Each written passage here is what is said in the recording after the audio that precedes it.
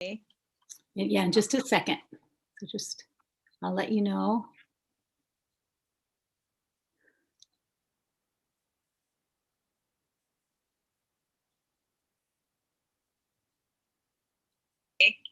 Yeah, in just a second. Yeah, here we go. Okay. I'll let you know. Here we go. Okay. Okay, I think we got that set up well. Yeah? Yay! Yes. Yay. Okay, I think we're live. We're live now. Afia, hi. Thank you for our time together today. Thank you for your willingness to have this conversation with me. And I'm so grateful that you're in my life and in my world. And I would like to begin our conversation by introducing you. And this is Dr. Afia Menke, and she is an ancestor in training, which I love. I love that, the ancestor in training, and a doctor and mentor in the middle world, a doctor and mentor in the middle world, and a practitioner of the mind and spirit in and between worlds, mind and spirit in and between worlds. And you're also a medicine person, a medicine woman, and you have your Choctaw heritage in addition to the medicine that you've learned in more of the Western traditions and the herbal traditions and the other medicine traditions. And so you're just filled with medicine, Afia. You just have so much medicine, and what an honor to be with you today. And so you've also been working with different forms of medicine, which I want to get into. But the first thing I want to ask is, what does real medicine mean to you? What is it? What does real medicine mean to you personally and professionally? First of all, such a great honor for me to be here with you. And I appreciate all the learning I've had under your tutelage for almost 10 years now. So, Afia, yeah, we've been doing this for a minute. Yeah. It means a lot. I remember the first time I heard someone was actually committing and working with you for 15 or 20 years. I thought, what? That wasn't even part of my reality. I was on the go. So here I am 10 years later, and I'm committed. Oh, and I to you, Afia. I to you. What a blessing. Thank you. Yeah. So, you gave me a little heads up. We're going to talk about real medicine. So I got kind of technical about it, and I looked it up on Google. Oh, nice. Yeah. Well, and what I found out is that the definition of medicine is it is a substance or preparation used in treating disease, and that real means genuine, not imitation or artificial. So I decided that real medicine is being in holistic service. Wow. And it is a genuine and whole preparation of mind, body, spirit, and environment used in treating dis-ease. So I made a little preparation that I thought would be in my cauldron when I'm mixing up my real preparation. And I thought it would include these things: a heart dose full of gratitude and forgiveness. Oh, Afia. A heart dose clear of shame and blame. A heart dose strong with loving community, family, and connections. A heart dose open to spirit, ancestors, totems, and allies and angels. Grounding, a little grounding with Mother Earth and the sway of Grandmother Moon. Some wide expanse of Father Sky and the warmth of Grandfather Sun. A little twinkling bit of star nations. Tasty and nourishing food and cleansing water. Body movement in multiple dimensions. Oh, wow. And a sanctuary to embrace and hold our experience of living with one foot in the sacred and one foot in the practical. One foot in the sacred and one foot in the practical. Wow. Thank you. Yes, I like that. I love what you were saying about the heart dose, Afia. Like that's just, it makes your entire body expand. and I think of words. I think we've talked about this even in the courses, that our words are medicine, and that our words can be like good, true, beautiful medicine, or they can be, it can be a hard pill to swallow or a good pill to swallow. Mm. And so thank you for your beautiful medicine words, and they are medicine to me and for so many. And so I know that you have been working with different medicines to work with the healing for depression and acedia, and kind of this dispiritedness, or kind of malaise or spiritual malaise that people are experiencing. And I know that you know there are different natural forms of medicine, and I know that you've worked with both pharmaceuticals for people, and I know you've prescribed both to people. And so now, as you're working with these other medicines, and some of them pretty controversial medicines, where there are psychotropics that are used for microdosing, and I think you said you have a special gift around being able to assist some of your colleagues and things with that. And so I'm wondering about what you've been discovering about some of these medicines, and just what you're noticing and what your thoughts are around them, and how they can be helpful in this time where so many people are really struggling with clinical depression, and really difficult feelings that they're having a difficult, really hard time working with and overcoming trauma. So I'm just wondering, what are your thoughts about this with all of your training? Mhm.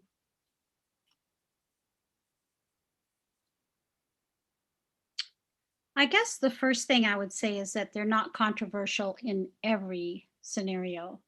Mm. I think in mainstream medicine, it's sort of brand new, but some of these medicines have been used for thousands and thousands of years. And some of the oldest people that we found with little medicine bags contained some of these psilocybin and various substances. So we know that it's been used for a very long time, and it wasn't necessarily controversial.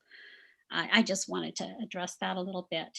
Well, and Afia, if I may, I mean, you're an elder, so I want to be very respectful, and in our conversation. But Yeah. um, but I think that it is interesting, and I think it's interesting that we'll give someone a pharmaceutical like a benzo, right? Or we'll Okay. give them, right, all of these different pills that are like a micro, like their brain surgery, right? Yeah. I think it's interesting that one is controversial and the other one isn't, or is held as, but the other one isn't, when really the other one is more of a substance that is natural and that will work with the brain, instead of against it. I don't know what your thoughts are about that, but Oh, lots of thoughts. yeah. So You I know, just curious. medicine is, as you know, a medicine person in any village or any city is very powerful. Yeah. And when there's power, there's paradox. And there's those that will use that power to fulfill emptiness within themselves with whatever they think will work with the minimum amount of work. Yeah. So, like gold, if I can use medicine and make a lot of money and I feel empty inside, I can try and stuff all that gold inside and heal myself. Who cares what happens to you? Just buy this stuff. Oh my gosh. Instead of like, here, I'm here to serve you, right? It's not about Right. service, it's about the money, sex, and power. And politics. And politics. Oh wow. Okay. And politics are like the key in the situation and continue to be. So really, even in societies where they're using shamans and medicine people, what we know is it really isn't the medicine. The medicine can open a pathway, but these medicines are non-specific amplifiers. So if I don't do my work and I take these powerful medicines and open up a pathway, what will amplify is whatever's inside of me. Mm. So Wow. it's not the answer to everything. Mhm. We know that Hitler and the Nazis used psilocybin as an example. Mm, yeah. So Specific. Very, very not specific for us, very, very specific for them. yeah, horrible, Yeah. horrifying. Yes. Yeah. So then we come back to the initial thing is,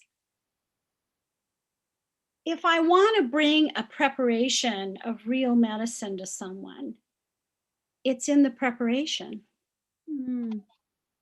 Because everyone who is seeking help for something, they have their own blocks, their own biases, and they can't see themselves. They look in the mirror and they can't see what they need to see.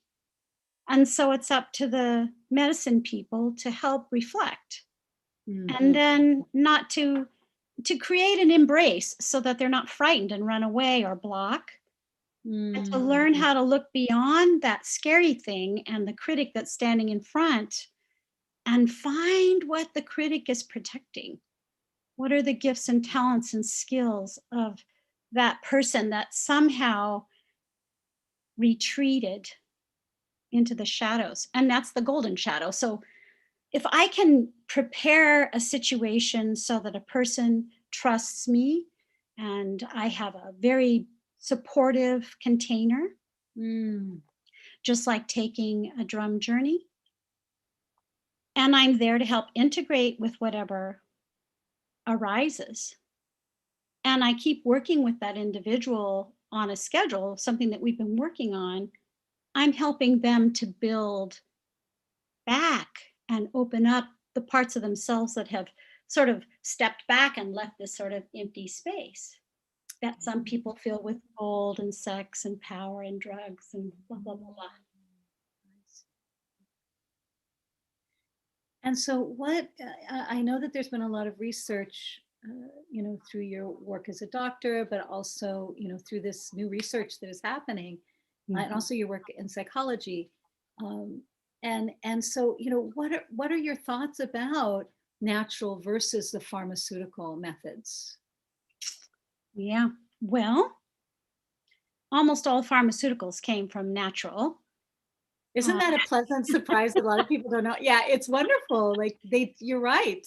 That's so true. I don't think we think about that, From a naturopathic standpoint, usually we like to involve the whole plant or the whole parts because it's a synergistic of the whole, where pharmaceuticals will pull out typically one thing to focus on, and it acts as it will on its own.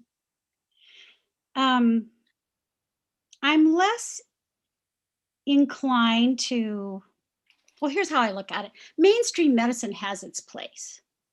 If I'm choking or I'm having a heart attack, please don't take me to a naturopathic herbal store. We love it. We love it. Yeah, we love them all. Yes, that's, I need emergent medicine. I need acute care and I need it now. Well, once you get past the crisis and you start moving into maintenance and improvement and holistic perspectives, you're moving out. Yes, and prevention. You're moving out of mainstream more into a natural alternative approach to medicine. And that's where we shine. Because we want to bolster people's nutrition, their sleep, and their emotional well-being. So, but getting back to some of these controversial, in some circles, medicines, the thing that's exciting in the research is that scientists are showing how by utilizing these medicines, our little neurons are budding. They're starting to like poke out little branches, just like spring, little buds. Okay. And in the brain, when I'm depressed or I have malaise or I have post-traumatic stress or something that happens over and over again, we kind of refer to that as a rumination. Sort of like going in the same old circle. We have a sequential thought pattern and emotions that go along with it. And we just keep going on that same track, and we kind of go around faster and faster until we go down the rabbit hole. The fun part is that psilocybin and LSD and MDMA, these medicines block the ability to do that same track.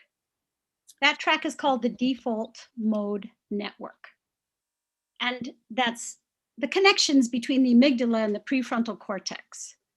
And it kind of gets softened or kind of snowed over. You can think of it that way. Mm. And meanwhile, when I'm trying to make sense of something, here I am on this medicine and I can't do my normal rumination. And now what is my brain going to do? I can see it, but I can't feel it. My brain goes, hey, look there's some new little neurons over here.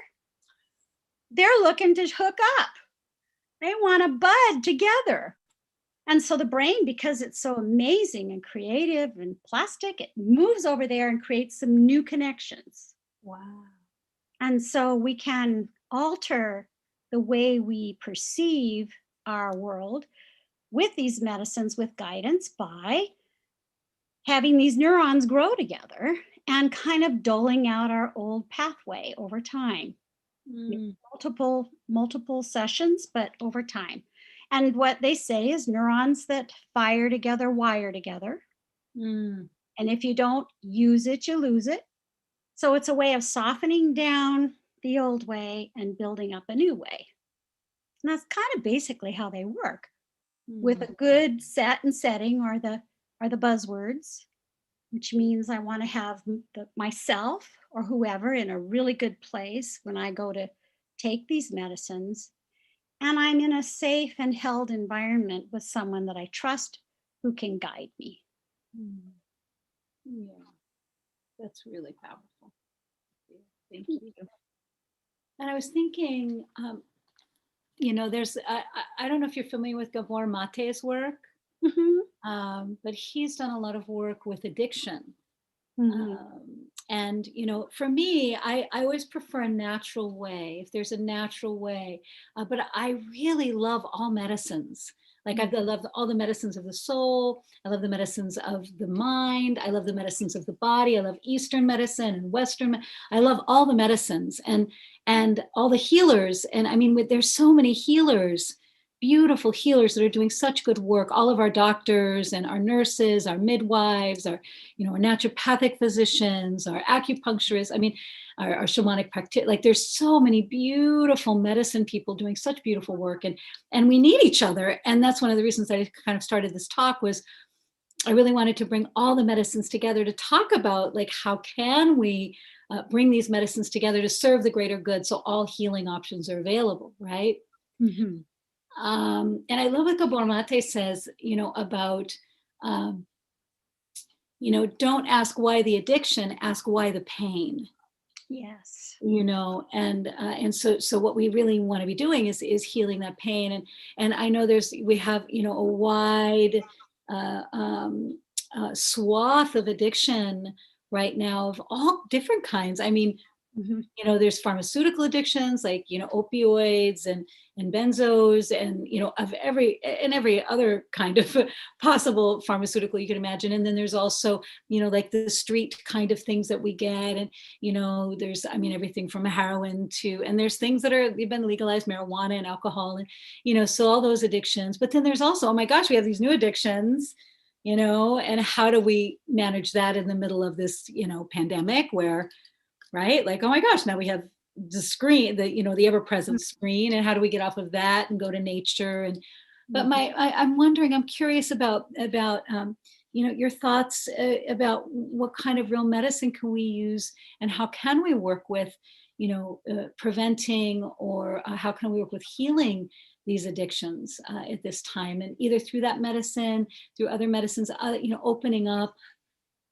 Our conversation to what do you feel is most effective, or is there a series of things that you would do, or that you think is most helpful, or that you've seen through your either your medical practice or your psychological work or your medicine work as a medicine person is in your Choctaw heritage and through the lineage that you've learned through me and through others. Well, you can imagine that it's a really complicated question, because in order to really serve someone and to be able to help them to heal, you have to get to the cause. Oh yeah, the root. Yeah, the root. Mhm. Yeah. And so addiction is a symptom, and so is depression, Oh yeah. so is anxiety,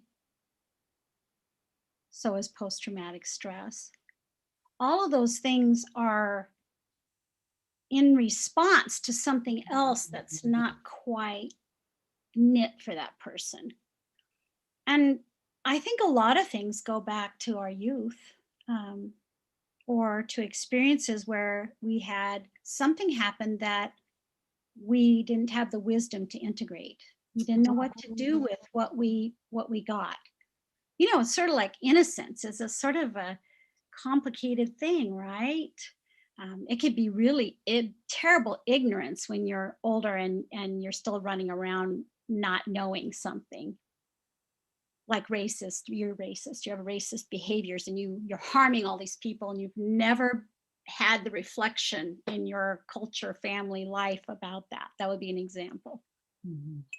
But on the other hand, when you're younger, and so that's a person that gets themselves in trouble that way. And here's, on the other hand, maybe a child who has an innocence about their body and then is abused. They don't know what to do with that, Mm. or their emotions are abused. And so they're trying to integrate. And sometimes this stuff is pre-verbal. It's really challenging stuff. So really the work is to try and figure out what the heck is going on here. Mm. Where did this come from? And I like the questions that your tradition asks. When did you stop singing? When did you stop dancing? Those kinds of questions, like the joy. What took the wind out of your sail? Mm. What took the spring out of your step? What gave you such great pause? Mm. And sometimes, out of protection, then we build a whole system up around that, and we're armored just like the knights of Right? Like name a night, any night, right? yeah, clink, clink, clink. It's true. It's true. Armored. So I can pour stuff all over that armor, but it just rolls off. It's like we have to get somehow through in the cracks. We have to get in there somehow. And I think that's the work of the medicine person, is how can I help this person find their way to their core, to their heart, to their fear, to their love? Because it's a blocking of love. It's a misunderstanding of their response, which is fear.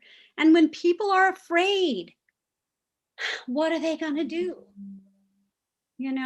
I mean, we have this limbic stem, this lizard that just wants to fight or run or freeze. And so people do however they translate that. Like, oh, I got to move every 5 minutes. I can't even stay home. That's what I used to do. You're like, well, what yeah. It's Go, the buzz of busyness. Yeah. Yeah, buzz of busyness, right? Yes, total busyness. Totally. Just like get my mind off of everything except, yeah. Well, someone else might go catatonic. I'm checking out. Boing. Right. The total another way to run. It's just internal instead of external. Oh. Well, I have a final question for you for our session today, and I'm wondering what would you suggest for someone as a practice, or how do you really see our way forward at this time? How do you see our way forward, and what would you really see as a practice for someone who was maybe wanting to heal some of these things in their own nature.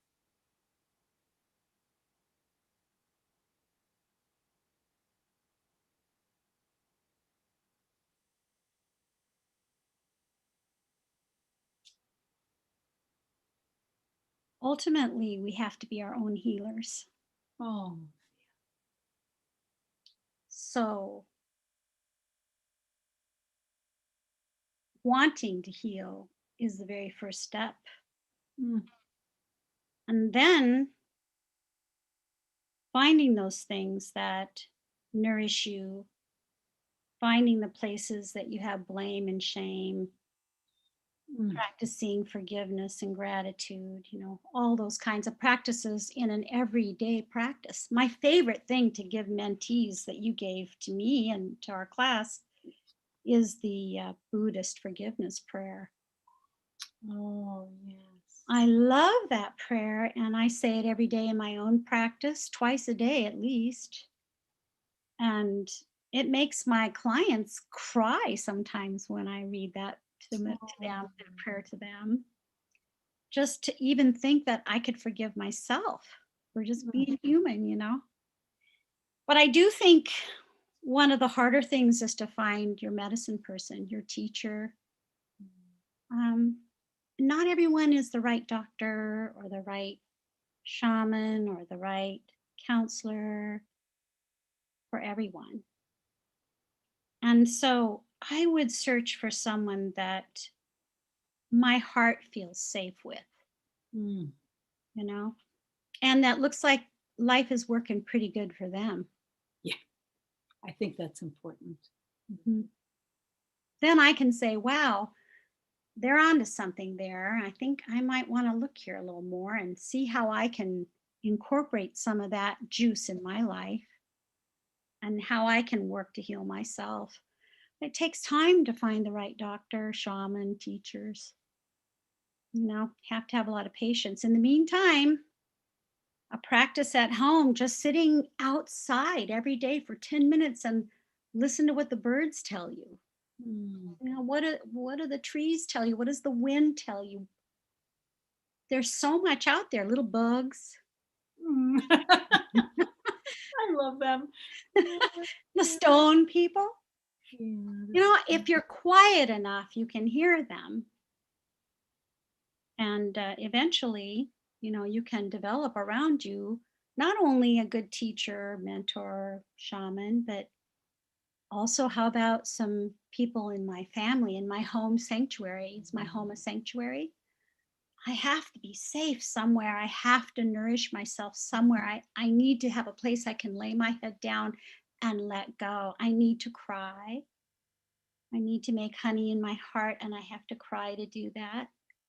I have to be able to do that in a healthy, nourishing way and to be held.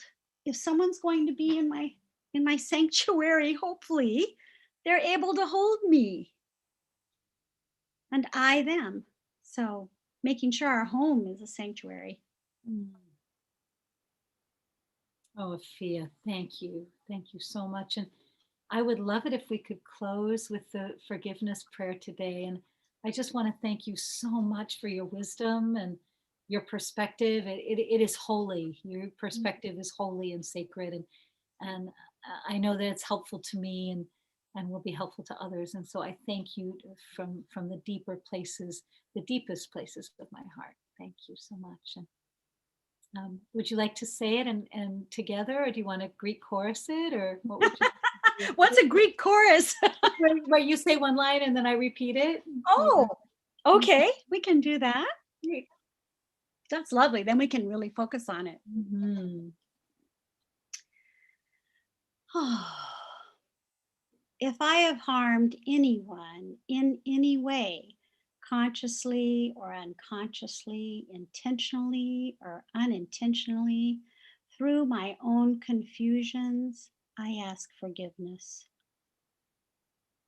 If I have harmed anyone, either consciously or unconsciously, intentionally or unintentionally, through my own confusions, I ask forgiveness. And if anyone has harmed me, consciously or unconsciously, intentionally or unintentionally, through their own confusions, I forgive them. And if anyone has harmed me in any way, either consciously or unconsciously, intentionally or unintentionally, through their own confusions, I forgive them. And for all the ways that I get in my own way, and you can list them: procrastination, shaming, blaming, not having gratitude, I forgive myself. And for all of the ways that I harm, negate, belittle myself, judge, or be unkind to myself through my own confusions, I forgive myself for that. And if I'm not ready to forgive myself, I forgive myself. And if I'm not ready to forgive myself, I forgive myself. Thank you, Afia. Thank you, Great Spirit. Thank you for this time, Angel. Thank you so much. Thank you, Char. I love you. I love To you. all you out there, Yay, woohoo! Big love, Afia. Big love. love. Thank you, Char. Oh, it's my honor and my